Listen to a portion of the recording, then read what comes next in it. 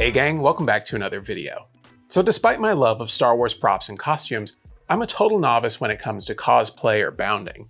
So in this video, I'm going to dip my toes in the water and put together a galactic denizen costume that will help me to fit in with the locals at Galaxy's Edge and be comfortable enough for a weekend-long convention.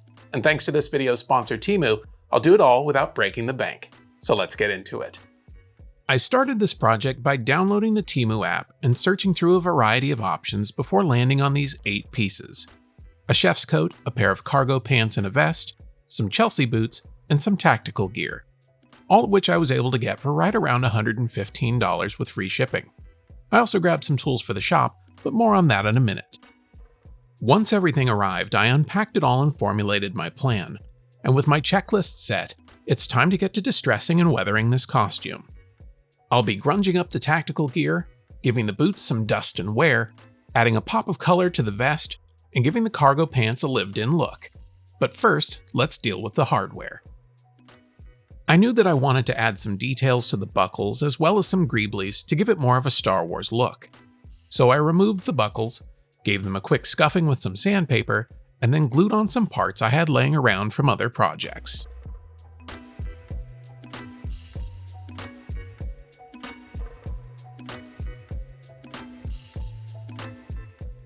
For the main belt buckle, I wanted to give it a metallic paint job, so I sprayed it with some primer and then set it aside to dry and shifted my attention to the fabric portion of the belts. One of the tools I picked up is this portable airbrush, and it's perfect for working on projects like this. For a majority of the weathering, I'll be using raw umber acrylic ink, so once I loaded up the airbrush, I got down to spraying. While I'm weathering props, I'm always thinking about how the item would be used in the real world. This helps me to determine where I should add or subtract color and to what degree. In the case of these belts, I'm thinking about how they would be used and where they may have staining from the oils in our fingertips. I'll repeat this step for the waist belt as well as the hip pouch, and then I'll set them aside to dry. Now that the primer is dry on the belt buckle, I'll hit it with a metallic spray paint, which will eventually be painted over and chipped away to expose the metal finish. But metallics take a long time to dry, so I want to get this handled as soon as possible. And since I'm on a tight timeline, I decided to upgrade my old hairdryer and grab this mini heat gun to help speed up my dry time.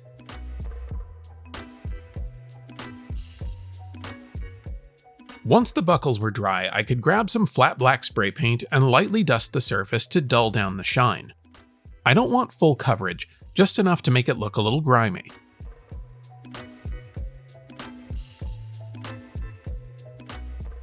I'll also grab the airbrush and raw umber acrylic ink and give them a quick pass to help warm up the finish.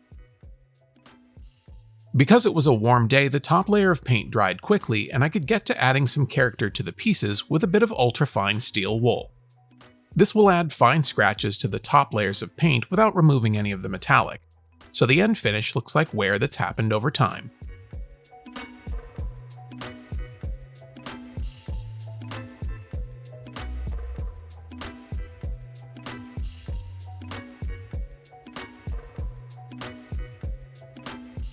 Next on the bench are the pants. These pants had a small cloth tag here on the pocket, but I wanted to add one of my Galaxy's Edge inspired patches. So off camera, I removed the tag and can iron on the patch in its place.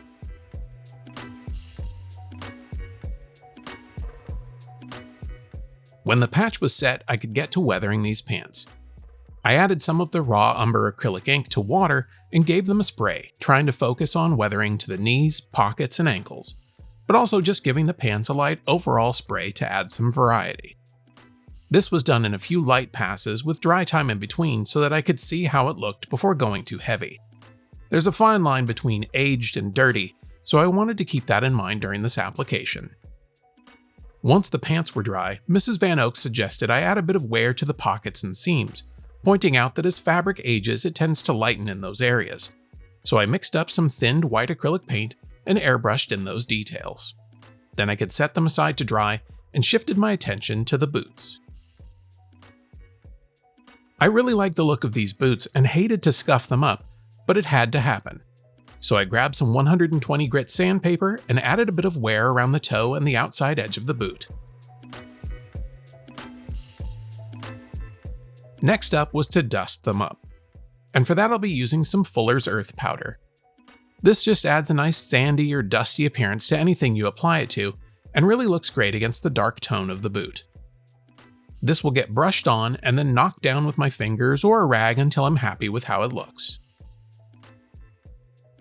The last big part of this costume is the vest. I love the color, but I felt like it could use a contrasting pocket flap. Because this vest is nylon, it's going to need a bit of prep before I can apply any paint to it. So I'll start by masking off the pocket flap with some painter's tape, then I can apply some PVA glue designed for fabric to give my top paint layer something to bond to, making sure to work it into the material and to try and minimize any brush lines.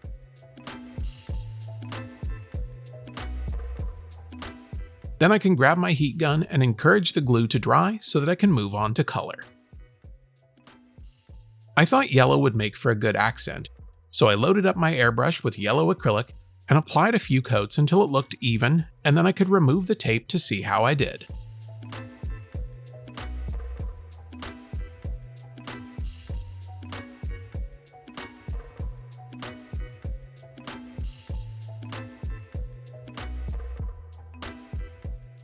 As you can see, there was a little bit of overspray, but it came off easily with some warm water and a shop rag. Even with the color, I felt this flap needed a bit more detail. So I scavenged this tag from another project, and because it has magnets on the back, could be removed for another costume in the future.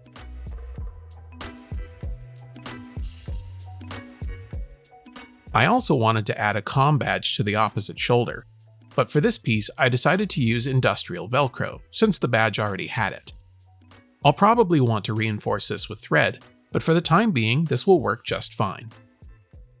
Having these details aren't a necessity for this outfit, but they do look cool, and since they were laying around I figured this was a great application. The last thing to do to this vest is a bit of weathering, which took a few passes before it really started to show up. Nylon can be a bit resistant to paint, but it is lightweight and extremely comfortable.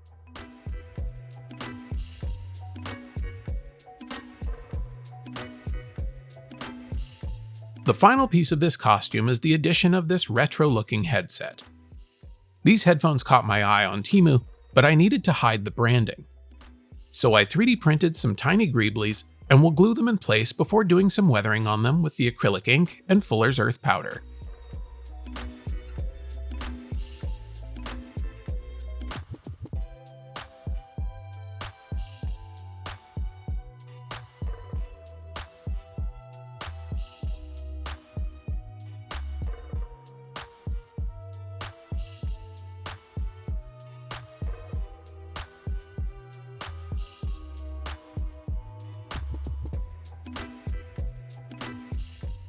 The only thing left to do now is suit up.